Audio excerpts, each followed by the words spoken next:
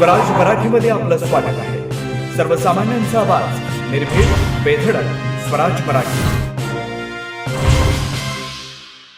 सांगली जिल्ह्यातील जत तालुक्यात चोरोची ते धावडवाडी या मार्गावर आज रात्री 9:30 वाजता सोलंकर वस्तीजवळ 2 वाहनांचा भीषण अपघात होऊन या अपघातात हुंडाई कार मधील कुंभार येथे राहणारे अवधूत श्रीनिवास भोसले व रामपूर येथील Sunil Shinde Hyundai car MH10 DV 7106 या गाडीमधूनच चालले असताना गाडीला बोलेरो जीपला धडकून अपघात होऊन दोघे जखमी झाले।